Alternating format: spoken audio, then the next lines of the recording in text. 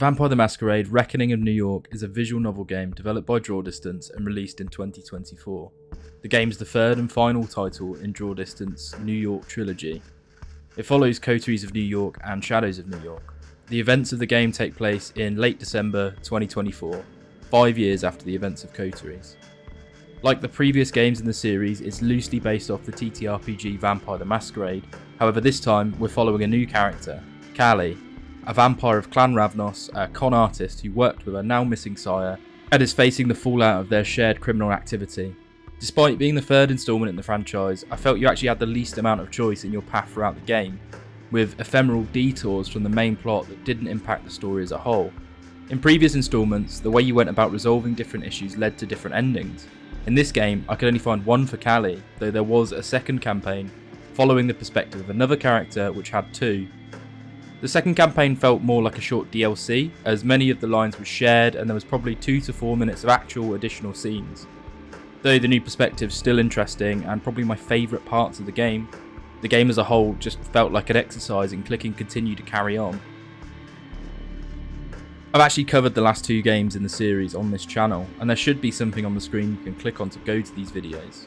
This game does spoil some plot threads from those previous games, but really you can play it without having played them. You won't miss anything at all. Nothing's really built upon from the past titles, and you can consider this semi-standalone, with the main plot not interacting with the previous ones much at all. Like the previous games, the setting is that of New York in the world of darkness, a dark gothic punk rendition of the real world, where things that go bump in the night pull strings behind the scenes, controlling us for their gain. Anything that can hurt humanity will hurt humanity. However, this time, it's a few days from New Year's, and the game does a much better job of showcasing some of the other foils of vampire living, in that of the vampire hunters and some of the more unique clans.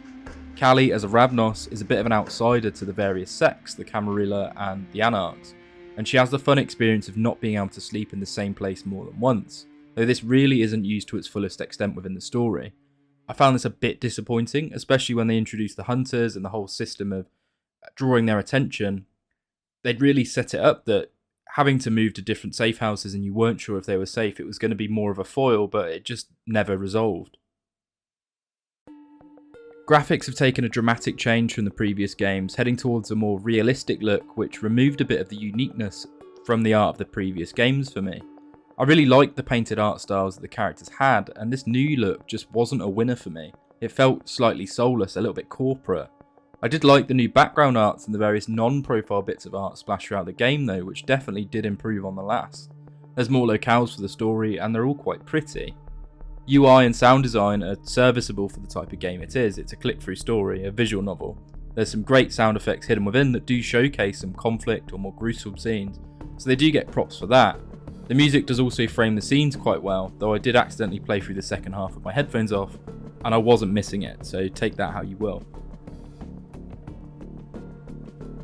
Like the second game in the series, we're given a named protagonist. We're actually given 2 as there's 2 campaigns. And it's honestly down to personal taste if you like Callie or the second campaign's character. I like them both, but they just weren't Julia enough for me. Callie is Clan Ravnos. Her and her sire have been swindling and illegally getting their way through their unlife, even by vampire standards, ignoring the traditions of the Camarilla and breaking rules, even though carefully. Eventually, the devil comes to pay his due, and Callie's thrust into a search for her former sire under the watchful and quite lovely eye of Caitiff Padrick. She has a few new tools in her arsenal in the form of obfuscate, presence, and animalism, giving her the ability to turn invisible, manipulate emotion, and command animals. Alongside this, as a Ravnos, she can use the power of chemistry to produce illusions or alter the senses of those around her, making for some fun abilities to play with. Throughout the game, the player's choices will impact her hunger, and you'll have many opportunities to feed from mortals, some less risky than others. And of course you have the opportunity to draw the ire of the hunters too, mortals aware of vampire existence with their pitchforks and torches, or in this case shotguns and advanced technology. It may ambush Callie if she makes too many wrong turns. Throughout the course of the game, Callie will discover where her sire is, what led him to go missing, and uncover a hidden artifact of great power that a few members of the unliving world would like for themselves. We see some returning members of the previous games, including the Primogen, Kadir, D'Angelo, and Hope, with new characters joining the fray as well, and the new ones were actually quite welcome additions. My favourite by far was Padrick, with the mysterious Caitiff, who seems to always be in the right place at the right time, He's tasked with keeping an eye on Carly and does a great job. He's a cool dude. He's the liaison between the Anarchs and the Camarilla, and he's got a few secrets that get uncovered. There's some exciting moments, from Elysium's under attack to run-ins with Sabbat-specific clans, and overall some great ideas, just ones I never felt got truly expanded upon to their conclusion. The main theme of Carly's story is one of making your own choices, which is rather ironic when they don't impact the ending, but sure, whatever. In conclusion, I felt it was a disappointing finale to an otherwise great New York Trilogy. The writing fell flat for me, and as a player of the TTRPG, I felt like there were a few immersion breaks when powers worked how they shouldn't in the system. Carly as a character was hard to empathise with, and I just didn't gel with her as well as I did with Julia in the second game, but that might just be personal preference, and I'm sure some people would enjoy her more than I would.